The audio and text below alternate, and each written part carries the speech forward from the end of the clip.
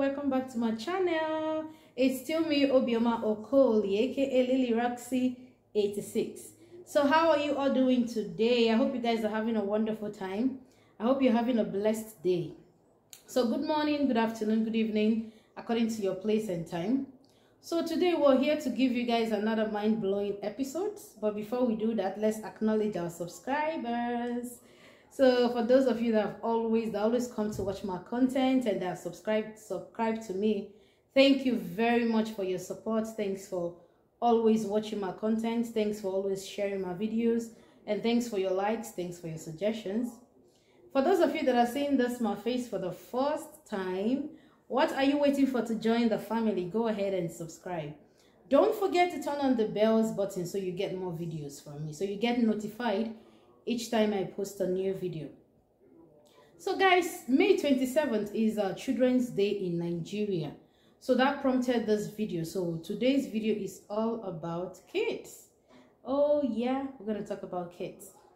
So let's just talk about what happened about 2 weeks ago in YouTube. A lot of communities posted a video of a child that was molested by an adult. And the mom happens to be a content creator. So she's also a YouTuber. So we all felt bad. You know, me, when I watched one of the videos, I was very mad. You know, it ruined my day. So today I want to talk about child sexual abuse. In as much as we're frown to it, in as much as each time it's been talked about, people are like, what? How dare he? How dare she? You know, we react with anger. In as much as we do that, these things still exist. In as much as there are a lot of laws against people that do this, most of them, if not all of them, go to jail. If you're proven guilty, you go to jail. So in as much as all these things are being put in place, kids still keep on being abused. So the first thing we need to know is that 1 out of 10 children are abused before they get to the age of 18. 1 in 4 girls and 1 in 25 boys. That's the last research I saw on statistics. So this will tell us that this thing is actually a big deal. It's not something to take lightly. It's not something to smile about. It's not something to say, oh, God forbid it will not happen to my own child, and then do nothing about it. It's something that we all can come together and put head together and know what and why this is happening. So let's reflect. Why does this kind of thing happen? And which people, you know, when we talk about this child abuse, we're expecting that the people that do this, the perpetrators, we're expecting them to be, you know, some criminals in our streets, or some boys that we know that are touts, or some girls that we know that are touts, or we think about, oh, maybe he fell into the hands of prostitutes, or this or that. We think of people that are nuisance to the society. But let me bust your bubble, my friend. Most of these kids that are abused by people that are very close to them. They could be their even relations, some their cousins, some their next door neighbors, one of those people that you go to as family friends. Some are even their coach, some are pastors as well, some are choir ministers. You know, some are people that everybody around them trusts so much.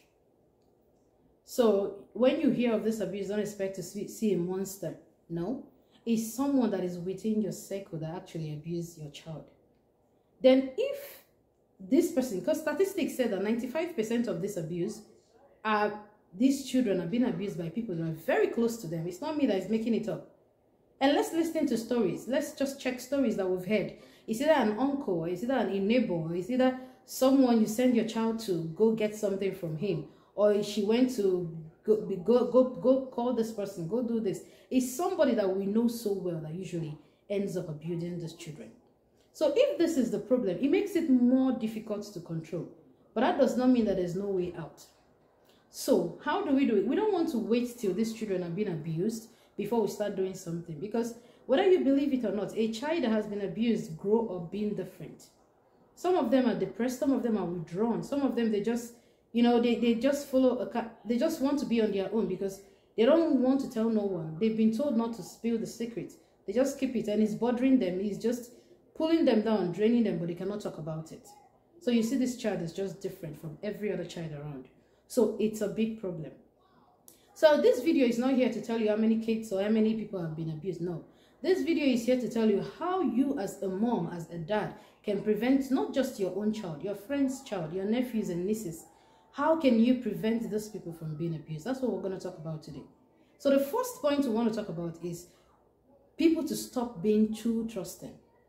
Being too trusting, that's the number one issue. You trust your child to everyone around you. Oh, just hang on with my child, I'm gonna go get something from the market. Oh, just, because I'm just going to talk about Nigeria. Like in Nigeria, we have this kind of community life. We involve friends and family to our life too much, which is a good thing because social life helps, community helps. But this is now a disadvantage to some of our kids. If we have some creepy people in our presence, if we have some pedophiles around us. So in order to stop this thing from happening, first, stop trusting people with your kids. No one else can take care of your kids. If you can put to bed, if you can carry that child for 9 months, you should be able to take care of that child. Don't carry your child and go say, oh, look after her, I'm going to go somewhere, I'll be back in an hour. I'll be back in 2 hours. You're exposing that particular girl child or boy child to sexual abuse. And when we talk about sexual abuse, people think only when the sex act happens. No, it's not just when the sex act happens. A lot of people, they take these children and they expose them to pornography. Some of them, they expose themselves to this kid. Some of them, they touch them at different places. They ask them, how do you feel about it?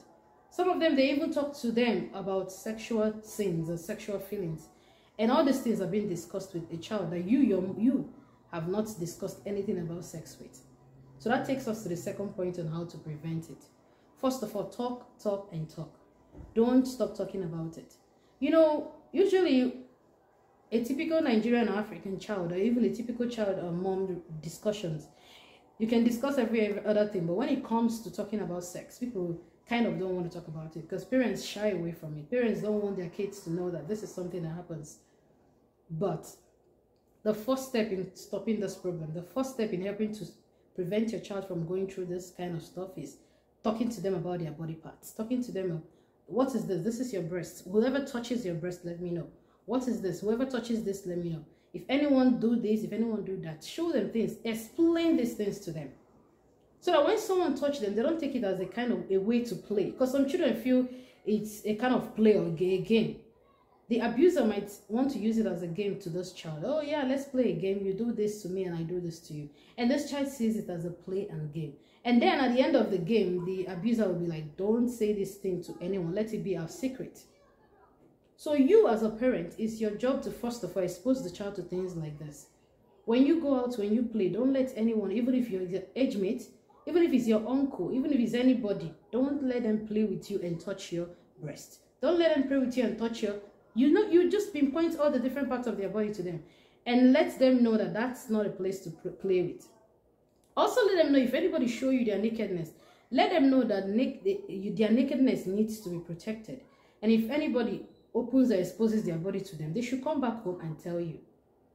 Also let them know that nobody, because that's one thing you need to know, every abuser makes sure the child keeps the secret by what? Threatening the child. Most of them will be like, if you tell your mom, I'm going to kill your mom, I'm going to kill your dad.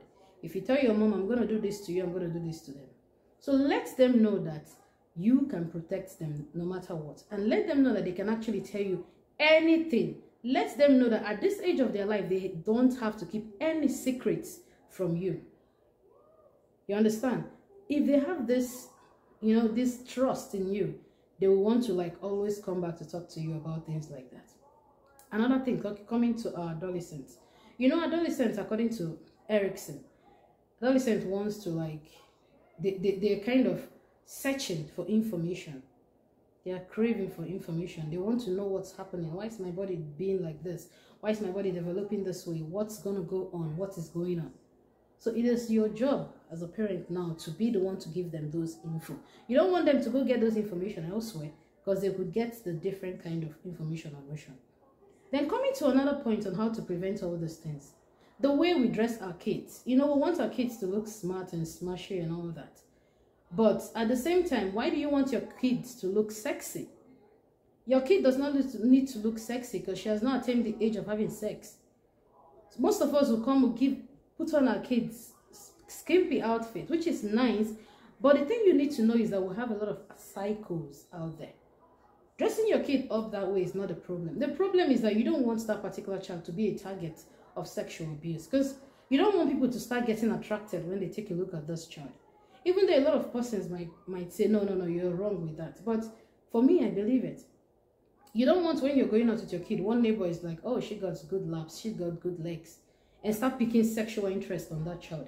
Whether it's a baby, whether it's a child, whether it's an adolescent, you don't want to arouse that interest. So that's why you have to encourage your kids and dress them properly. Dress your kid properly so there's no room for that.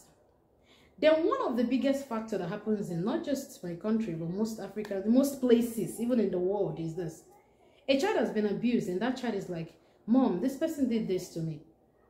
And we in turn say they are lying. That's the biggest problem we have right now about child abuse.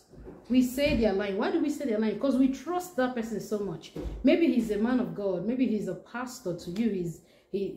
God has called him to serve. So why would he abuse my child? My child, the devil is using my child to say these things. And then we shut the child up. We blame the child. And then we send the child back to that same abuser. Go back and apologize to him. Go back, he's going to pray for you. You will send them back to that same coach that is constantly abusing them. So today, anytime your child, be it a child, be it an adolescent, comes to you with a complaint, this person did this to me, believe them, investigate. Quit the trusting. Quit trusting people just like that. Quit trusting everybody around you. Because everybody don't act the way you do. You only know and speak of yourself. You cannot speak of someone else because you don't know them. Protect every child, be it a boy or be it a girl, from abuse of any sort. If you get any info about a child, make sure you report to the appropriate authority. That takes me to another thing I want to say. Listen, if you're watching my video right now and you get any video in your gallery being sent to you by someone that is a child pornography, the first thing you do is delete it. In as much as you have the urge to show someone else that things are happening in this life, people are wicked, people are psychos, in as much as you want someone else to be aware, you can talk about it, but don't send the video. Because if you keep on sending the video, you're part of the problem. How can you condemn child pornography and then you have one in your gallery, carrying it all around, sharing to people to see? You're part of the problem.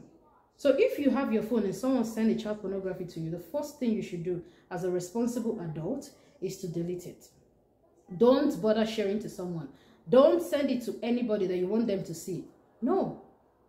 So let's find a lot of ways to be able to stop this issue of child abuse. Let's protect our children. Let's protect our nieces and nephews. Let's protect our friends and families, kids, so that this thing will be eradicated from our communities. We don't need these numbers to be rising. We need it to be what? Reducing. We don't need children that grow up to be psychos. No, because they had a very rough or trauma sexually. No. So if you're watching me today and you're celebrating Children's Day with your children in Nigeria or in every other part of the world, I need you to know that child abuse still exists, and we need to all work together. We need to be good parents to ensure that this thing does not happen to any of our children, be it a girl child or a boy child. So thank you all once again for watching this videos with me. Thank you guys for always coming to watch my content, and I do appreciate you spending this much time. If you're still here watching me, thank you, and I'll pray that you have a very wonderful day. Thank you. Bye-bye.